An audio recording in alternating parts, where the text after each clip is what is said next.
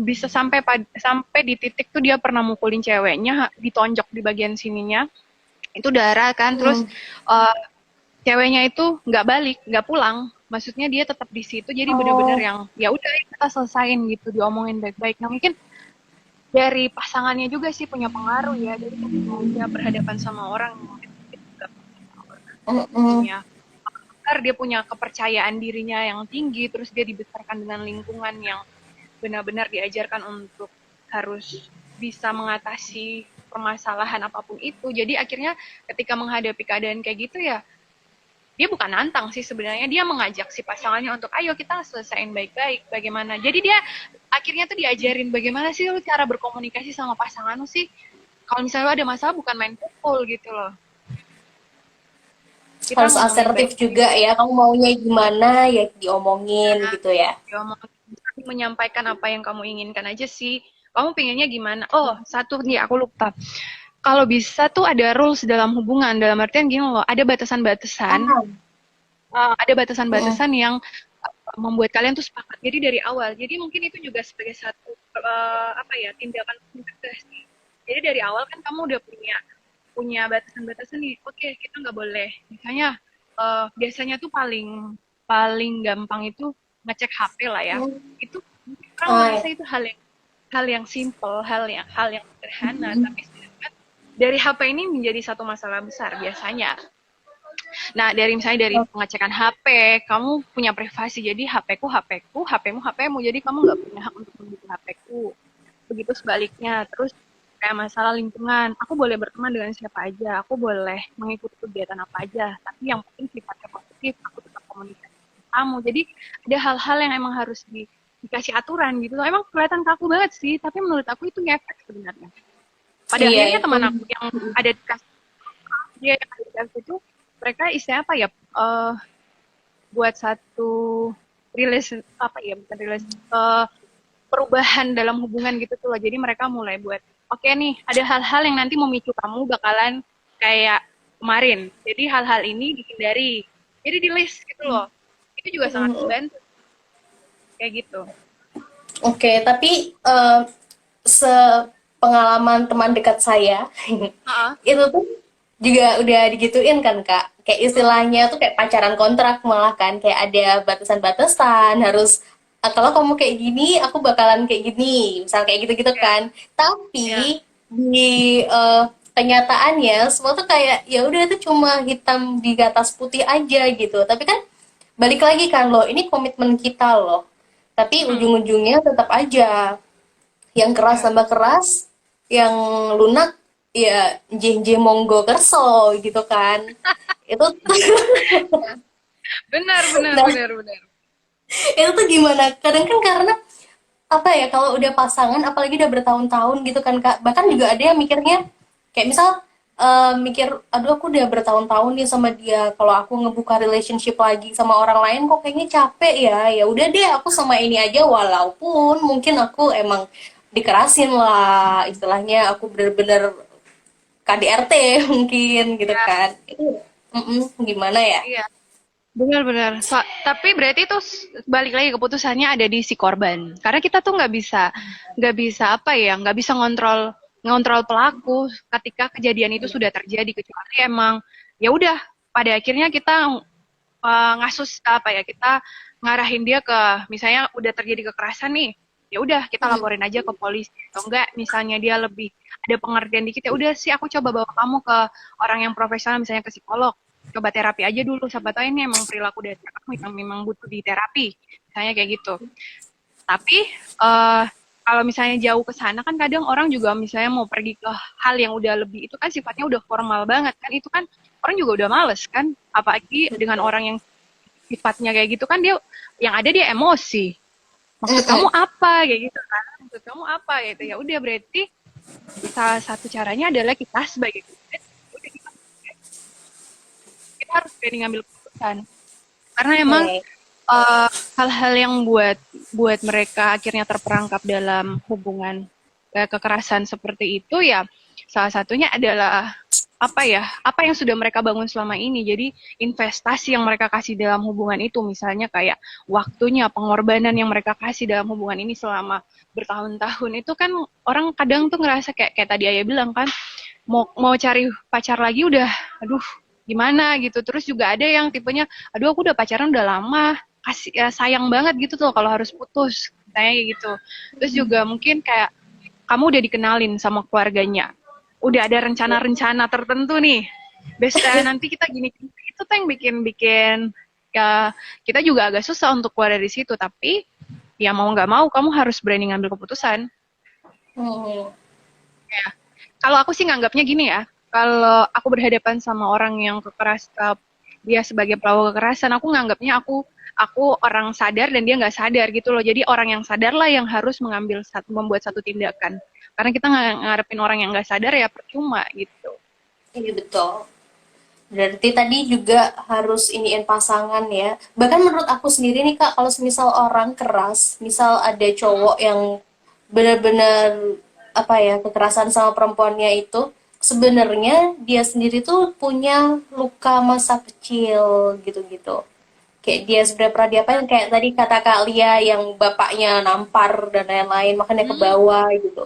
Nah, menurut aku sendiri kalau misal kita mau ngebangun sebuah hubungan, kita harus cinta dulu gitu nggak sih sama diri kita sendiri. Kayak kita healing diri dulu, baru baru bisa mencintai orang lain gitu kan. ya benar, benar, benar. Itu sebenarnya konsep yang paling dasar kan dari bagaimana kita menjalani satu hubungan, entah itu mau pacaran, kayak mau nikah, kayak mau persahabatan. Yang paling Hmm. dasarnya adalah gimana kita mencintai diri kita sendiri, bagaimana kita menjadi orang yang mampu menghargai diri kita sendiri.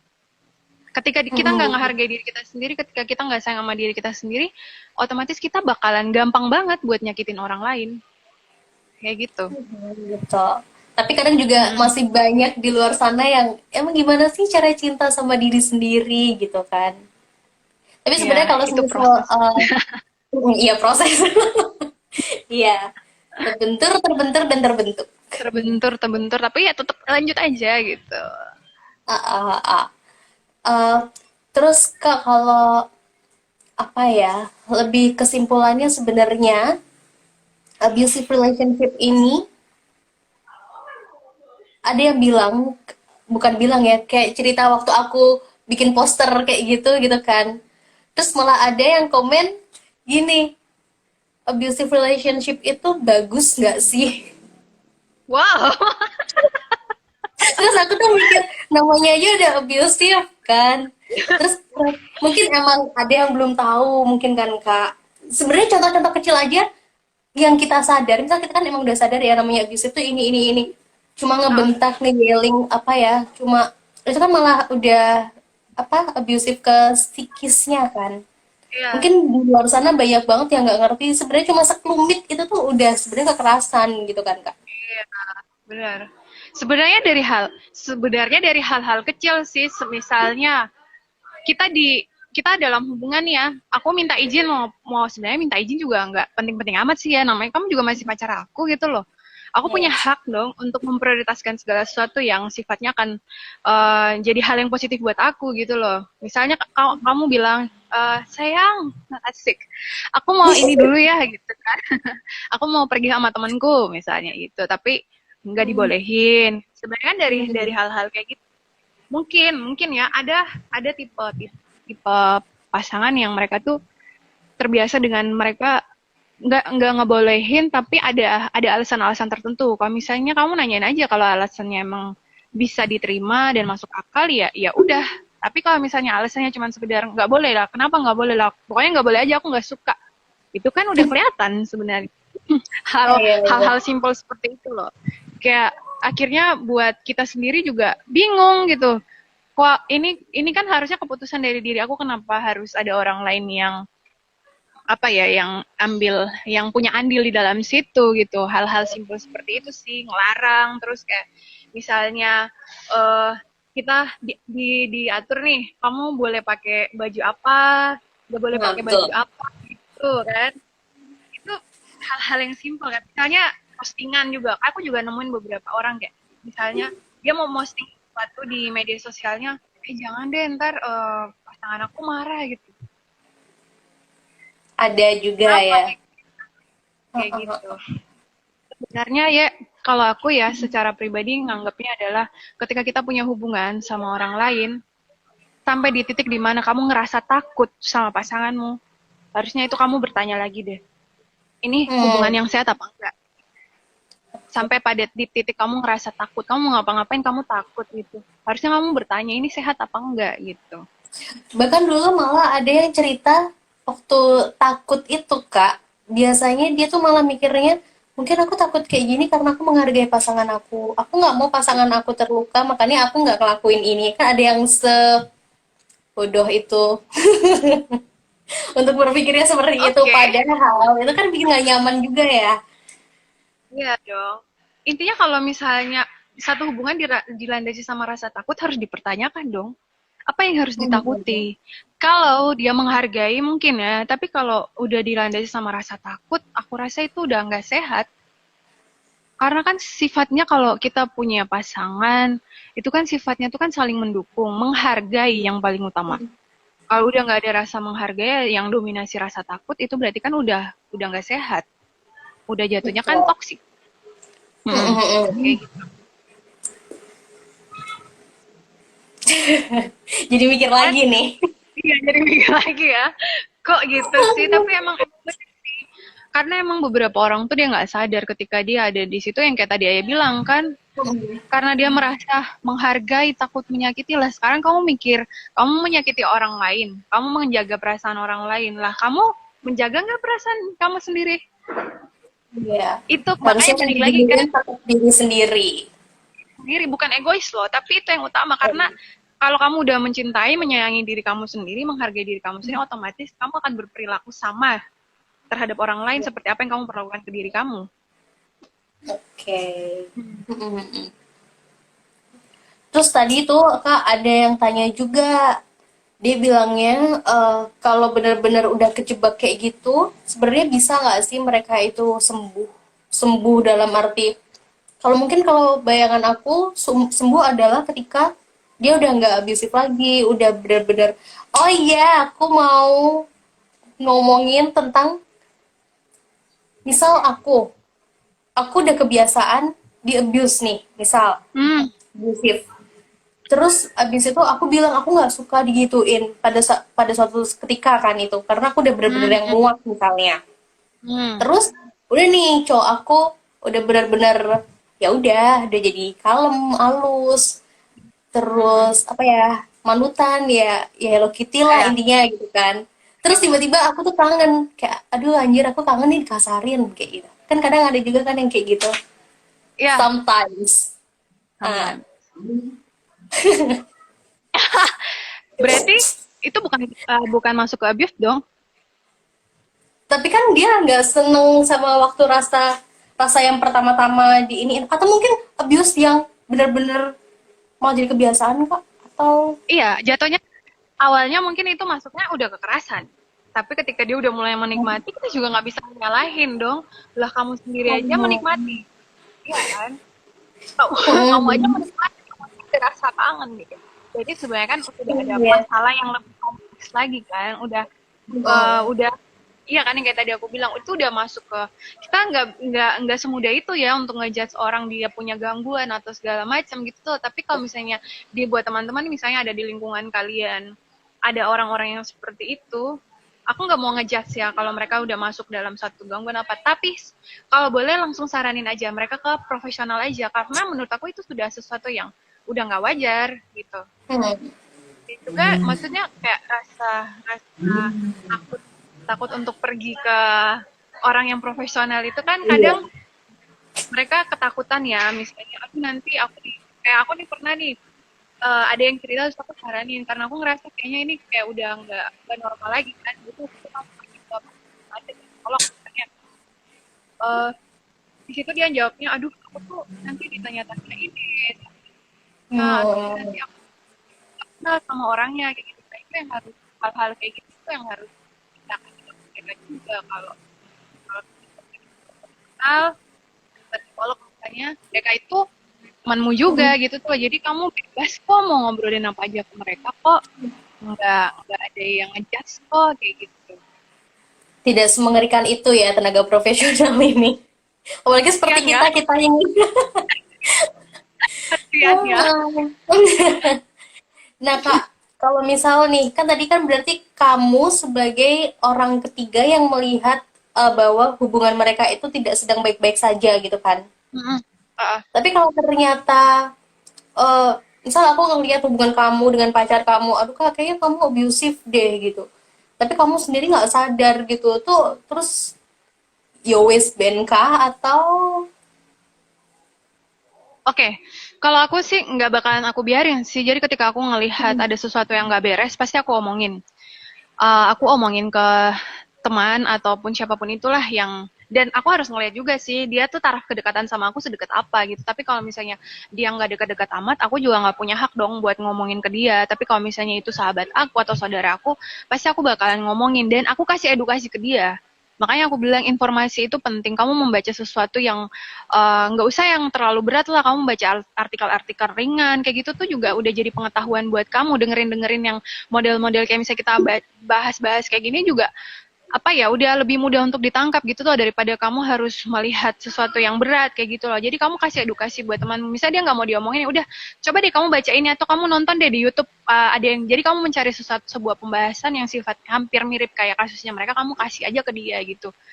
Dan terus-terusan kita sebagai orang yang sadar kan, kita terus-terusan aja ngasih aja ke dia sampai dia bosan nggak masalah gitu tuh loh. Karena kalau kita mau langsung ikut andil dalam hubungan itu, balik lagi antara dua uh, kita seakan-akan kayaknya kepo banget mau ngurusin orang atau enggak. Yang kedua adalah malah kita dibenci sama mereka.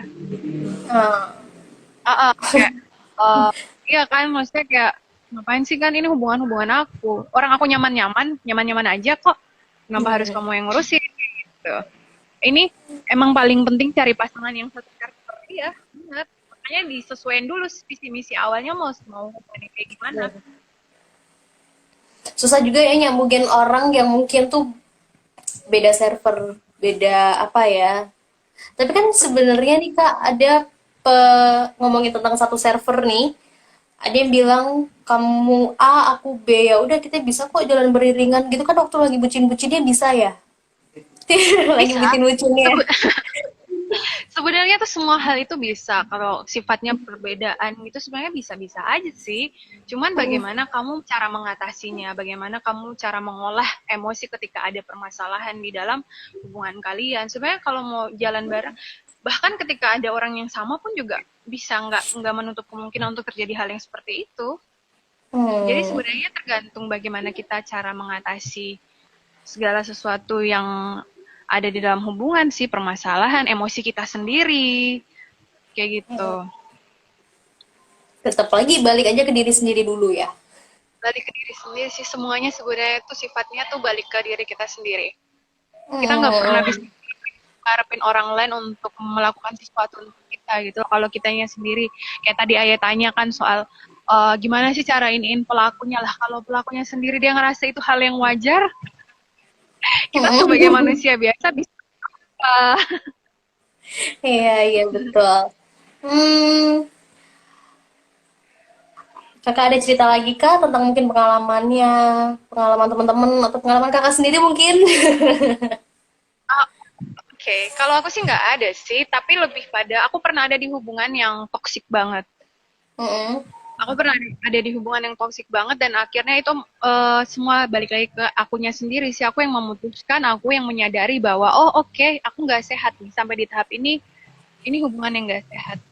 Akhirnya ya Betul. sudah, pengambilan keputusan itu paling penting karena ketika kamu menyadari sesuatu yang udah nggak beres dalam diri kamu, Hmm, pilihannya kamu mau lanjut apa enggak, itu aja. ya.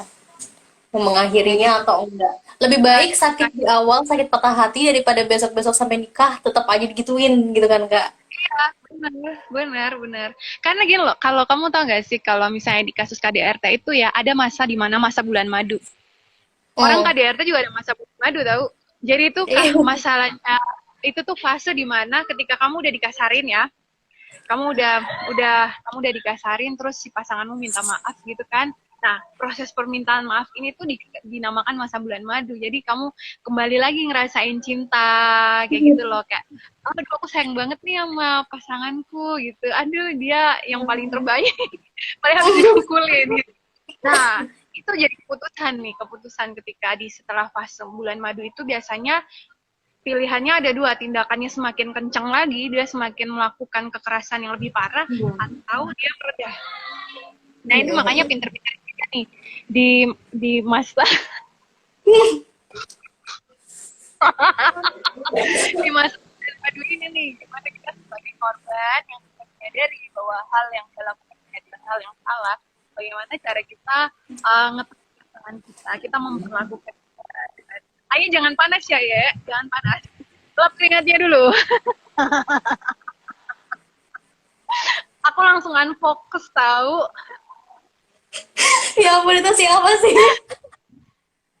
Ya tuh, itu Freya. Siapa sih? Freya kan?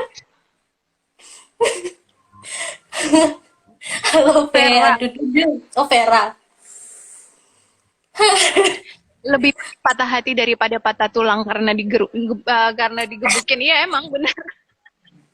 Serius mending patah hati daripada Iya, patah tulang. karena kalau udah kena psikisnya, sebenarnya pun kalau orang apa tuh namanya abusive gitu dari pacaran terus nikah, sebenarnya kan yang dihajar tuh bukan pasangannya aja kan, tapi ya keluarganya, ya ntar besok anaknya gitu kan Kak. Kenapa pemikirannya tuh nggak sampai sana gitu loh? Emosi saya. Iya ya. Salah gitu. Duh.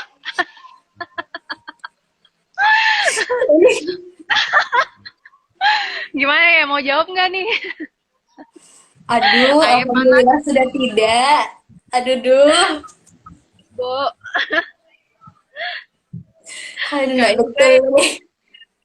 Aduh, to the point banget sih. Enggak sih, ini kita bahasnya secara universal, siapapun itu, entah teman-teman kalian atau kalian yang sedang berada atau saya takut. Iya, semoga tersadarkan karena saya sudah tersadarkan dan tercerahkan, puji Tuhan. Asik. Ya, iya. Emang harus bisa sadar gitu. Jangan nikmati terus. Kalian tuh berharga. Kalian tuh adalah orang yang dibesarkan dengan penuh cinta kasih. Jadi tidak ada satu orang pun yang berhak untuk menyakiti kalian. Orang tua aja nggak pernah marahin, mukulin.